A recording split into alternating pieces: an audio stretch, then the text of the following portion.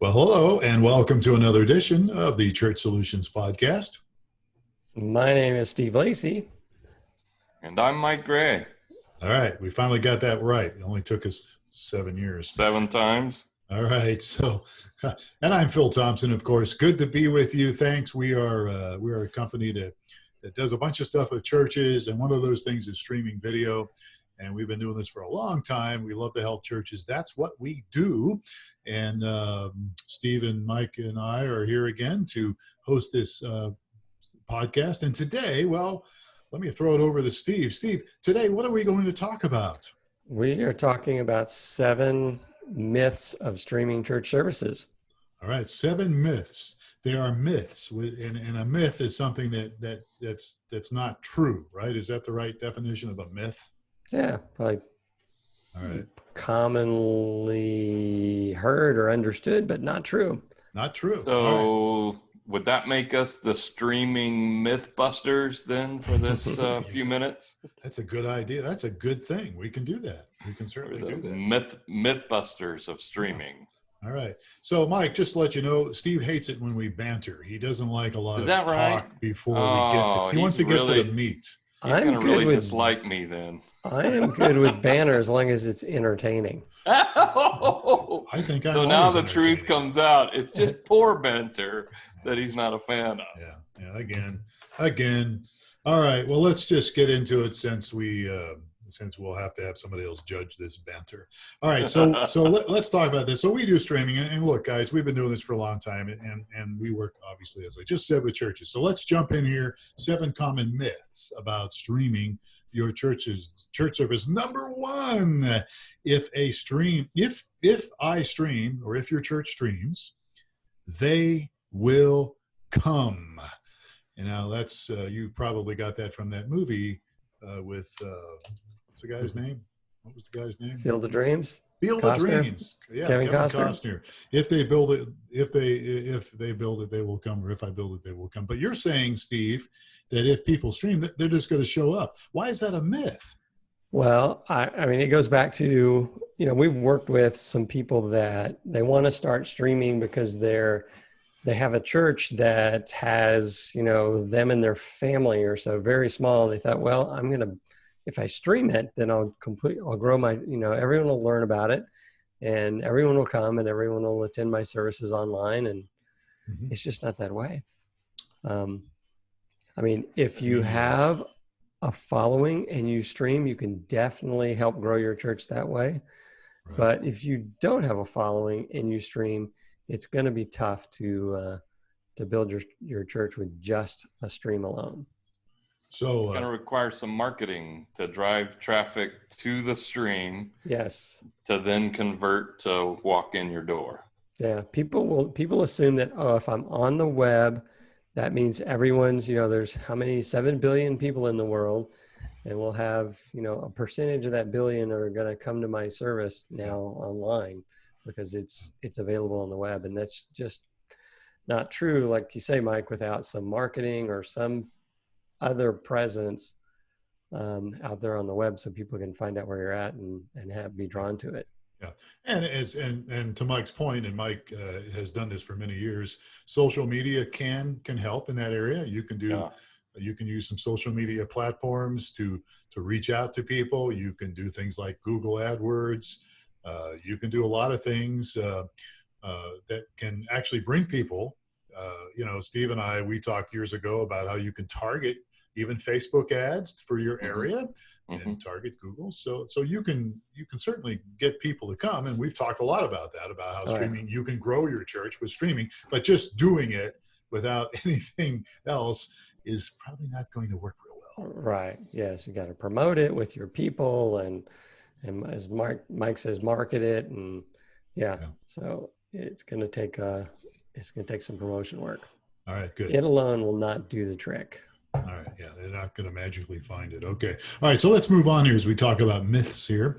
Number 2, streaming with free services is free. Should it be free? Should it be streaming with free services are free or is? My grammar is terrible. Streaming with free services. What's the pronoun? What's the noun? I think it is. Yes. Let's debate this a little bit. All right. Well, let's. The Let's bottom call line a grammar. is, Let's call a grammar police and see if we can get this right. I have some family members that could definitely weigh in on this. I would definitely trust their I think we should move on. My wife would do, but all right. So let's get to the point here. So there are free services out there, and your point is, well, they're free, but they're not really free. Right. So free service, probably the most popular is Facebook and YouTube, and there's other free services, and there's some cost with that. And I put together a whole list here that we can go through real quickly. Sure. So number one is these free services are going to post ads around your live service. On the page, if you get people coming to YouTube, there's going to be ads where they're going to get distracted. And probably this next one on the list is the number one reason that churches are not using these services, and that they have algorithms that detect copyrighted music, and they will stop your stream midstream if they detect copyrighted music being played. And I think almost all ministries have worship music, and all that worship music is copyrighted. Yeah, that can definitely be a problem. They can take it down, and you can appeal that, right, Mike? But still, you have to go through the hoops. But if it's licensed content, then you're going to likely lose. I just had a phone conversation with one of our clients, and he was using YouTube as his archive, and he had a great weekend service. They went to YouTube to download it because he likes to keep a backup copy, and it was gone. And so they had been taken down for license, and he could not retrieve it or recover it. And it's gone. All the work to produce it, put it together, develop it, deliver it, and now bye-bye. And the challenge is their algorithms are automated. It's not like there's some attorney in there figuring out, okay, take this one down, take that one down. It's all completely automated. And even though you have a license, they'll still, block your stream. Mm-hmm. So, that can happen, right? So go ahead. No, it's all automated. So it's not like there's a person watching every video. That's not possible. It runs, it hears licensed music, it shuts down your stream, period. All right. And some other points to this: free is not always free, or not is free, or not are free. Numbers, lots of times you can see some inflated numbers as far as attendance numbers, and the average viewer time is maybe less than a minute, but and you may get some inflated numbers as well. Yeah, we talk about this. I think we've talked about it before about the Church of 75 had 4,000 views last Sunday. And you're like, wow, that's great. But the reality is those views are really split-second views, the majority of them. Yeah. Let's move in here, because you've got some other good points here, Steve, that you put in this outline. We forced Steve to do this this time because he didn't have nothing better to do, so we made him do this. Free services will not allow you to customize your streaming platform to match, like, for instance, with us, shameless plug, streamingchurch.tv. We have a platform that allows you to customize it. We can help you do some of that. We can make it look and feel like your website, your ministry. But with free services, you don't have that option. Right. You're going to go to their service and it looks like it looks. So yeah, that's true. So, and this is another biggie on the list, is the free services don't provide any support. Oh no. Yes. So they take down your video, and then you try to contact their people and say, oh, I have the license here, let me email it to you. And you find this black hole. Not gonna happen. Let me Doesn't get them work on the that phone. way. Let me call Amazon and you can't call Mark Zuckerberg Sunday morning because you got a problem. He won't pick up the phone. No. He used to, but not anymore. No, I'm just kidding. All right. Yeah, support is a big deal. And that, of course, is what we do. We bring support to people 7 days a week, especially Sunday mornings. Let's see here. You got a lot of stuff here, Steve. Analytics. We have a lot of detailed analytics. You won't get those kind of analytics with most of those free services. What else can we do here? Of course, these other services are not designed for ministry. We've designed, and we have features and tools that are specifically designed for the church and for ministry. You're not going to see that with Facebook or YouTube or Vimeo. All right. What else can we do here, Steve? What else? They can't protect your ministry or your live stream service. Expound on that a little bit. You say free services cannot protect your ministry. I mean, there's no way to ban people. You get unwanted visitors, hating on your service and disrupting the service that's going on. You can't go through and say, it's a public free service and anyone can join. And so there's no way to ban any disruptive people. Not that you would have any, but yeah. All right. So let's go to the third point here. This is one we get occasionally, and that is, I want to stream, and I want to stream 4K. Do you guys do 4K? Tell us a little bit about why 1080p or even 4K is not necessarily the best.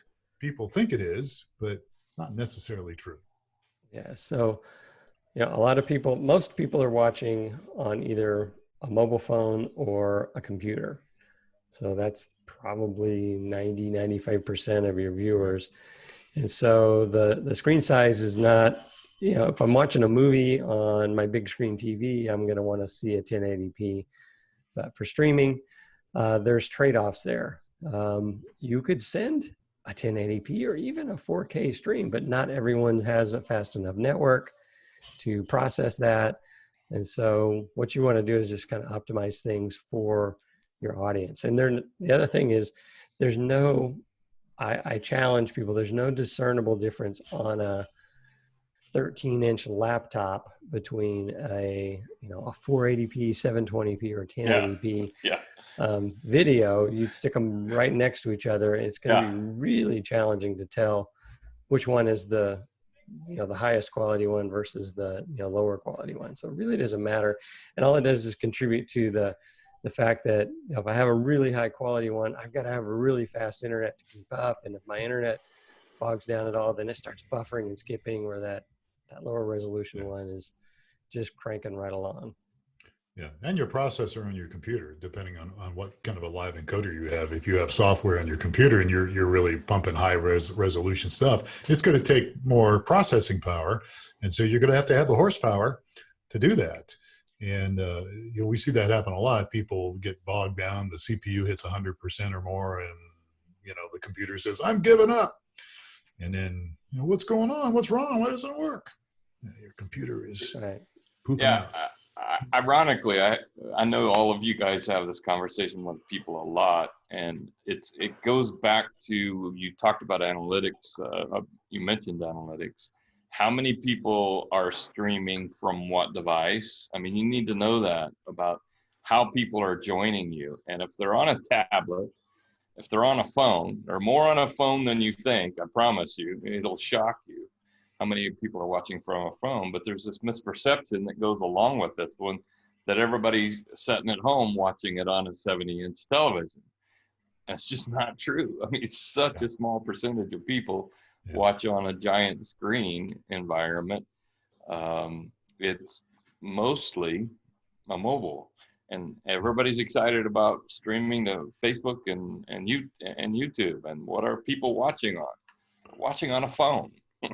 Yeah, and we have those analytics too, by the way. Yeah, you do. And so you can know, oh wait, I don't want to spend all this money. I want to keep fighting, trying to get my bandwidth to be big enough to excite me, and it's streaming to no one who cares about a big signal. About a big signal, because they're watching on a phone. Yeah, that is true. Yeah. All right. Well, let's move along here as we continue to talk about myths, the 7 myths of streaming. So that was number 3. Let's go to number 4 here. Number 4 is is, well, if I do streaming video, I've got to have a tech person, or I at least have to have a PhD in tech degree to be able to do this streaming video at my church. True or false? I would say false. We are helping lots of people that have never done this before and don't know the first thing about it, that are able to stream. I shared this story from a really long time ago. Phil and you would remember one of our favorite people. Do you remember her? Remember Marge? You remember Marge? Marge. Oh, yeah. Yes. Yeah, we had Marge with us for quite a while. Marge was not to the point where she was using browsers yet. And you managed to get her to not only, she got her to stream.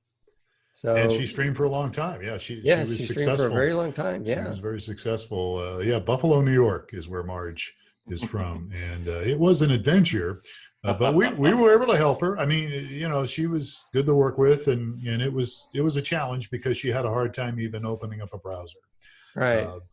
She was unaware. I remember, talking with her, and she didn't know how to type addresses for websites in.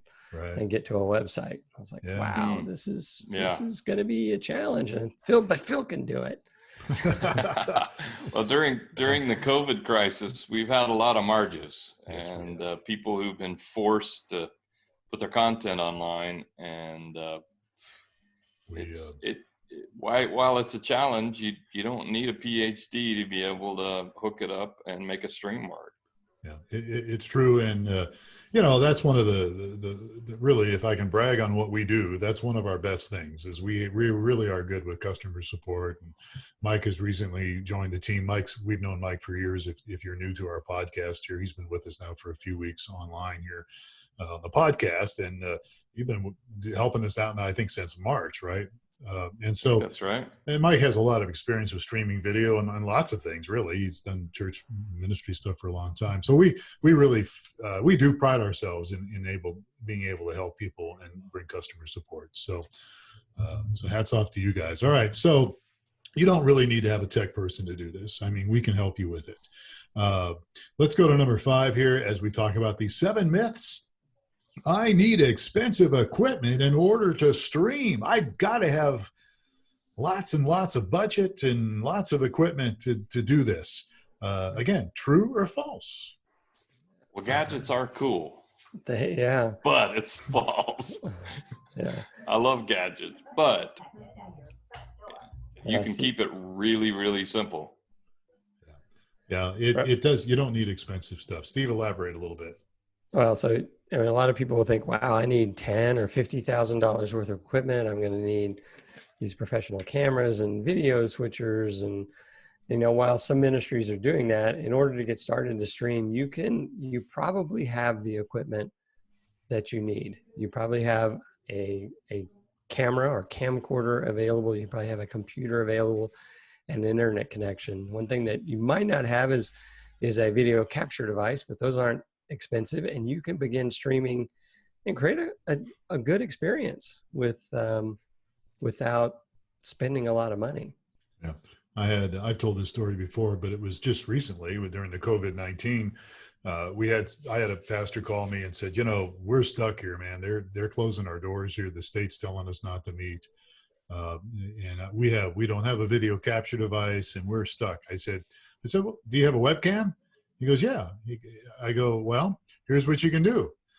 Put your computer, he had it on a laptop. I said, put it on a stack of bricks or something, and you can stand in front of it and you can stream until you get some other equipment, which you can get probably in a week or so.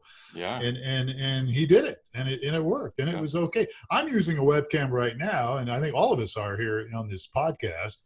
And, you could do it. I mean, it's not the best thing in the world. Some of them you can't zoom in or whatever, but it will work, and it will get you by until you need, if you want to get a better camera, you can do some other things with, you can do it at bare bones. And then as God provides, you can get some better lighting, you can get some better equipment. That's kind of what we did at a live church years ago, right? I think we used Steve's clunky little what was it? It's It's your just, one of your video cams, your it's just our camcorder. home movie Yeah. camcorder. Yeah. I think I have it in my on a garage. tripod. Yeah, I think I have it here. You may. I have I've done some events with a laptop on a music stand. Yeah. Hi, Tina. Hi, Tina. That's Steve's wife that just walked by. If you're watching on video here, now she's bent over and it looks even worse now. So that was the most entertaining podcast cast ever, right there. Yeah, Thank Steve you. doesn't close his door. So we have this. If you're listening on audio, you missed all that. So you have to go to our website, streamingchurch.tv, and look at our video on our Church Solutions podcast. All right. So you don't need to have expensive equipment to get going. Yeah. Do you want to get better stuff later? Sure.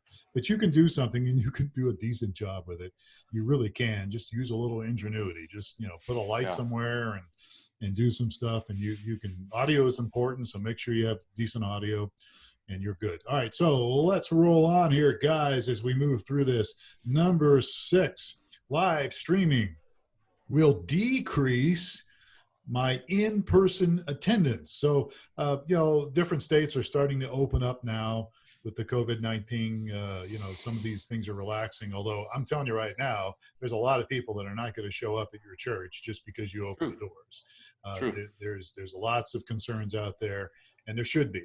But let's talk a little bit about this. If I do streaming, it's going to keep people at home. They're going to be standing around in their underwear or sit around in their underwear and just watch it or their pajamas. This is a Christian podcast, so we'll use the term pajamas. So why is that not accurate, Steve? So one of the things is streaming is one of the easiest ways to attend church for the first time. So streaming your services, you're going to create an avenue for reaching new people near you and related to the people that are already attending your church. It's going to bring some people into your doors. People aren't going to attend online forever. They want to be part of a live service, but it's a great avenue to get new people exposed to your church. So it's, and I was going to try to pull some stats here, but I couldn't find them quickly, but there's some stats on this as well that shows that this is a myth, that it doesn't decrease your in-person attendance. Yeah. You guys know it. I know it. So many churches that we talk to every day. It's something that people feel like is going to happen if they open the door to streaming their services, but it just doesn't. People want to be around other people most of the time. And so given the option, they'll show up for church and a live experience because they want to see you in person. But at the same time, it's a great gateway to somebody. If you have the marketing and the sharing going on as we started out, it's a great gateway for somebody to see what your church is like. And then, gosh, I know at our church, people walk in the door all the time saying, we've been attending for a month. We consider this our church now. And they're walking in the door for the first time. Yeah, absolutely. One of our customers, a pastor, said this. He goes, we're humans and humans are social creatures. And, if you can put together a good experience at your church and people will see that online, they'll eventually want to come. If they're local, they're going to want to come because they want to be a part of the experience. If you put together a positive, powerful experience that moving and touching people, and people want to be a part of that. It's kind of like some of the sports activities. You go to games and you can watch stuff on TV, which is good, but it's also, when you go to an Arizona Wildcat game, basketball game, when you attend McHale Center here in Tucson, it's a great experience, And so it's the same. I don't know about that. Yeah, that was some of the stats I did get had to do with people broadcasting live events that people pay to attend. Mm-hmm. And they find that if they broadcast a live event, they want to come in person to the next event. Mm-hmm. So it's a good way to grow your attendance rather than shrink it. Yeah. Yep. I was referring to our football team, Mike, or our basketball team, not our football team. It doesn't matter. If it has Wildcat in it, I would say, why would you bother? I know. Why is he working here? Why did we let him on this team? What's the problem here? What happened? He got through oh security no! I've dug a hole that I cannot get out of. Too late. All right. So one more point here, and then we'll say goodbye. Number 7. Why shouldn't? Is this a typo on Steve's part? It says we. We shouldn't. You're I don't reading have a different word. Hold on, let me put my glasses on here. We shouldn't have live chat because people will get distracted. So our company offers chat. We have video and we have chat, and there's other features on that chat, private prayer and those kind of things. All right. And there's other people that have copied us that have done that as well. So what's the big deal? Why, we shouldn't have live chat, right? Because if people are chatting, they're going to be distracted, right? You shouldn't talk in church. That's right. Shh, quiet. That is true. That's a good parallel there. Yeah. Live chat's the best way to engage people. We do have ministries using our services that don't have the chat, but those that do, you're going to find that those watching online become engaged with the service more with the chat than without the chat. Yeah, and I find it interesting during the COVID-19 pandemic, more and more people want to chat. We have that option. You don't have to do chat with us, but more and more people wanted that option. And again, they want to connect with people and be a part of things. So it's the best way to engage people, and it can really, you can make a positive impact on people, and you can minister to people. You can do it online. You can pray with them on chat and do private chat and all that stuff. Okay. Any other last words before we wrap up this podcast? Make sure your wife doesn't come back in, Steve. Myths busted. So myths busted. Busted. Yeah. I have a problem with THs, so I have to. Yeah, I have a hard time saying that too. All right. Okay, good. All right. So guys, we'd love to get your feedback on this. Those of you listening or watching this podcast, you can send us an email, support@streamingchurch.tv. And if you want to add something to this or talk to us a little more about this, we are more than happy to do that. If we can help your church with anything, we want to do that. We want to help you guys any way we can. And if you have questions about streaming video or anything else, again, we are here for you because that's what we do. That's part of our vision. Part of our mission is to serve churches and help them use technology. All right. So we're done, right? Good. We're done. Right. Good deal. Okay. All right. Well, we've got Michael Gray with us. That was Steve Lacy as well. Somebody yelling in the background. I don't know who that was, but I'm Phil Thompson. And thank you so much for spending a little bit of time with us today on our Church Solutions podcast. We'll catch you again next time. Please take care of yourself. We'll talk to you soon.